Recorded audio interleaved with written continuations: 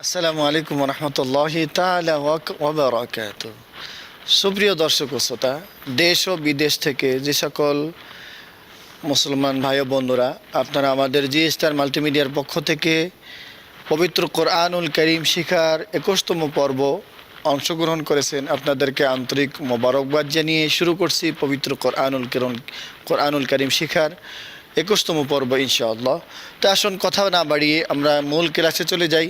সকলে ব্ল্যাকবোর্ডে আমার হাতের দিকে দেখতে থাকুন। আজকে আমাদের নতুন একটি পড়া, চমৎকার একটি পড়া, সুরে ছন্দে আমরা সেই পড়াটি শিখব ইনশাআল্লাহ। খুব খেয়াল করতে হবে, ইম্পর্টেন্ট একটি বিষয়। সামনের দিকে আমাদের যতগুলোই ক্লাস আসবে খুব গুরুত্বপূর্ণ। আপনি এই ক্লাসগুলো যদি মিস করেন তাহলে আপনি ফেল করবেন। তো এখানে আমি একটা অনুরোধ করব আমার সমস্ত মুসলমান দিনী ভাই ও বোনদের কাছে, আপনারা যারা মোটামুটি কোরআনুল কারীমকে তেলাওয়াত করতে পারেন, পড়তে পারেন বা পূর্বে পড়েছেন এখন বর্তমানে ভুলে গেছেন, সেই সকল ভাই ও বন্ধুদেরকে বলবো গতকালকের ক্লাস থেকে আমাদের 20তম ক্লাস থেকে শুরু করে আগামী ক্লাসগুলো যদি আপনারা অংশগ্রহণ করেন অবশ্যই আপনাদের তেলাওয়াতের মান অনেক গুণ সুন্দর হবে। তার কারণ এখানে আমরা কোরআনুল কারীমকে কীভাবে শুদ্ধ করে পড়তে হয়, কীভাবে বানান করতে হয়, সেই বিষয়গুলো নিয়ে গুরুত্বপূর্ণ আলোচনা করব। এই জন্য যারা মোটামুটি কোরআনুল কারীমকে তেলাওয়াত করতে পারেন সে সকল ভাই ও বন্ধুরা অবশ্যই আমাদের এই ক্লাসে অংশগ্রহণ করে আপনি আপনার তেলাওয়াতকে শুদ্ধ করে নেবেন। তার কারণ রাসূল বলেছেন, যদি কোনো ব্যক্তি কোরআনকে অশুদ্ধভাবে তেলাওয়াত করে, কোরআন ওই তেলাওয়াতকারীর বিরুদ্ধে আল্লাহ তাআলার কাছে অভিযোগ করবে, লানত করবে। এই জন্য আসুন আমরা কোরআনুল কারীমকে শুদ্ধ করে নিই ইনশাআল্লাহ। আজকে আমরা শিখব কলকলা। কলকলা একটা শব্দ, আরবি এই শব্দ কলকলা শব্দ। কলকলা শব্দের অর্থ পাল্টা আওয়াজ বা ধাক্কা দিয়ে পাল্টা আওয়াজ দিয়ে পড়া। যেমন এটার মিসাল আমরা এভাবে দিই, অলের ভিতরে যদি আমরা একটা বল ছুঁড়ে মারি, বলটা অবশ্যই আমার দিকে রিটার্ন করে চলে আসবে, বলের সাথে লেগে থাকবে না। আজকে যে হরফগুলি শিখব সেই হরফগুলিতে জজম হলে যেমনিভাবে অলে বল ছুঁড়ে মারলে বলটা সাথে সাথে রিটার্ন করে আসে, আজকে আমরা যেই হরফগুলো শিখব এই হরফগুলোতেও যদি জজম হয় তাহলে কলকলা মানে পাল্টা আওয়াজ দিয়ে চলে আসবে। যথা আমি বলতেছি, আমার সাথে সাথে সবাই সুরে সুরে পড়ুন। কলকলা হরফ 5টি, কলকলা হরফ 5টি, যথা কফ, ত, বা, জিম, দাল। তাহলে কলকলা হরফ 5টি, যথা কফ, ত, বা, জিম, দাল। কলকলা হরফ 5টি, কফ, ত, বা, জিম, দাল। কলকলা হরফ 5টি, কফ, ত, বা, জিম, দাল। এবার আসুন, এই 5 হরফে জজম হইলে, খুব খেয়াল করে শুনুন, এই 5 হরফে জজম হইলে কলকলা বা পাল্টা আওয়াজ দিয়ে পড়িতে হয়। এই 5 হরফে আমরা কোরআনুল কারীম তেলাওয়াতের ভিতরে গিয়ে যদি এই 5 হরফে জজমলা পাই, সেখানে পাল্টা আওয়াজ দিয়ে বা ধাক্কা দিয়ে উচ্চারণ করতে হবে। যেমন ব্ল্যাকবোর্ডে আমার হাতের দিকে তাকাতে থাকুন, দেখুন।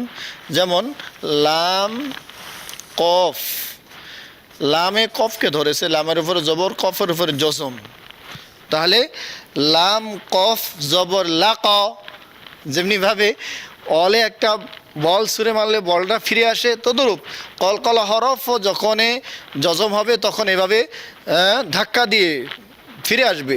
যেমন লাম কফ জবর লাক, লাম কফ জবর লাক। এই আয়াতটা আমরা, এই শব্দটা আমরা কোথায় পাবো ইনশাআল্লাহ? সেটি হলো সূরাতুত তিনের ভিতরে আমরা তেলাওয়াত করি, লাকাদ খালাকনাল ইনসানা ফি আহসানি তাকওয়িম। এই শব্দটি যাদের জানা নাই তারা কিভাবে পড়বে? তারা বলবে লাকাদ খালাকনাল ইনসানা, লাকাদ খালাকনাল, না জানার কারণে। এজন্য আমি আবারও বলছি, যে সকল ভাই বন্ধুরা আমার কোরআনুল কারীম মোটামুটি তেলাওয়াত করতে পারেন বা পূর্বে তেলাওয়াত করছেন ভুলে গেছেন, আজ থেকে আমাদের ক্লাসে নিয়মিত আপনি যোগদান করুন, ইনশাআল্লাহ আপনার কোরআনুল কারীম শুদ্ধ হবে ইনশাআল্লাহ। তাই আসুন আমরা উচ্চারণ করি, লাম কফ জবর লাক। এবার আসুন আমরা দ্বিতীয়টি শিখি, হামজা ত জবর আত, আত, সুরে মারার মতো ফিরে আসবে। হামজা ত জবর আত, হামজা ত জবর আত। এই শব্দটি কোথায় আছে? আমরা পড়ি কোথায়? আল্লাযী আত'আমাহুম মিন জু'। এখানে আমরা যারা না জানি এই শব্দটা, এই কলকলাটি, তা আমরা সেখানে কি পড়ি? আল্লাযী আত'আমাহুম মিন জু'। আত'আমাহুম বলি, আসলে আছে কি?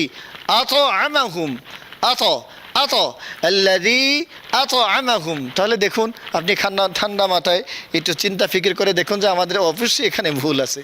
অতএব আমাদের এই ভুলকে শুধরানোর জন্য অবশ্যই আমাদেরকে এই ক্লাসে অংশগ্রহণ করতে হবে, কোরআনুল কারীমকে শুদ্ধ করে নিতে হবে ইনশাআল্লাহ। এবার আসুন 3 নম্বর শব্দটি আমরা শিখি। আইন বা, আইন বা জবর আব, আব ফিরে আসবে। আইন বা জবর আব, আইন বা জবর আব সরাসরি ফিরে আসবে, লেগে থাকবে না। এটা কোথায় আছে এই শব্দটি? আমরা পাই আবদুহু ওয়া রাসূলুহু অথবা সুবহানাল্লাযী আসরা বিআবদিহি। আমাদের না জানা থাকলে সেখানে আমরা পড়ব বিআবদিহি, আসলে আছে আল্লাহ তাআলা বলেন বিআবদিহি। আমরা না জানার কারণে, না বোঝার কারণে সেখানে আমরা পড়ব আবদিহি। তাহলে আমাদের কি করতে হবে? অবশ্যই শিখতে হবে আইন বা জবর আব, আইন বা জবর আব। এরপরে আসুন আমরা 4 নম্বর শব্দটি পড়ি। ইয়া জিম জবর ইয়াজে, ইয়া জিম জবর ইয়াজে, ইয়া জিম জবর ইয়াজে, ইয়াজে, ইয়া জিম জবর ইয়াজে ফিরে আসবে তাড়াতাড়ি করে। এবার আমরা 5 নম্বর শব্দটি পড়ি, যেমন কফ দাল, কফ দাল জবর কদ, কফ দাল জবর কদ একবারে জায়গায় ফিরে আসবে। যেমনিভাবে বলের ভিতরে একটা বল ছুঁড়ে মারলে বলটার সাথে সাথে রিটার্ন করে আসে, তদ্রূপ কলকলা হরফগুলো যখন জজম হবে তখন সাথে সাথে ফিরে আসবে, জায়গায় ব্রেক হবে না, ফিরে আসবে। যথা কফ দাল জবর কদ। এবার আসুন আমরা আবার সুরে সুরে পড়ি কলকলা হরফ 5টি, যথা কফ ত বা জিম দাল। এই 5 হরফে জজম হইলে কলকলা বা পাল্টা আওয়াজ দিয়া পড়িতে হয়। যথা লাম কফ জবর লাক, হামজা ত জবর আত, আইন বা জবর আব, ইয়া জিম জবর ইয়াজ, কফ দাল জবর কদ। তো আলহামদুলিল্লাহ আমরা কলকলা হরফের সাথে পরিচয় হয়ে গেলাম এবং কলকলা হরফের উচ্চারণ কীভাবে করতে হয় সেটি আমরা মোটামুটি একটা ধারণা নিতে পেরেছি। তো আলহামদুলিল্লাহ এই কলকলা হরফগুলোকে যদি আমরা বারবার তাকরার করি, বারবার ইয়াদ করতে থাকি, মাস্ক করতে থাকি, একে অপরকে সাথে শেয়ার করি, বিশেষ করে আমার পরিবার পরিজন সকলের সাথে যদি আমরা শেয়ার করি, আমি নিজেও শিখতে পারবো, আমার গোটা পরিবারটাও কোরআনের একটা পরিবার হবে ইনশাআল্লাহ। তাই আসুন না আমরা কোরআনুল কারীমকে বিশুদ্ধভাবে শেখার জন্য আপ্রাণ চেষ্টা করি, একটু সময় ব্যয় করি ইনশাআল্লাহ। তো আলহামদুলিল্লাহ আমাদের ক্লাস আপনাদের যাদের কাছে ভালো লাগবে অবশ্যই শেয়ার করতে ভুলবেন না এবং নিত্য নতুন প্রোগ্রাম পেতে আপনারা অবশ্যই সাবস্ক্রাইব করবেন, লাইক দিবেন আমাদের প্রোগ্রামটি অবশ্যই ইনশাআল্লাহ। তো আগামীকাল আপনাদের সাথে আবার দেখা হবে এই আশাবাদ ব্যক্ত করে আজ এখানেই বিদায় নিচ্ছি। আল্লাহ হাফিজ। আসসালামু আলাইকুম ওয়া রাহমাতুল্লাহি তাআলা ওয়া বারাকাতুহু। ইনশাআল্লাহ, ইনশাআল্লাহ।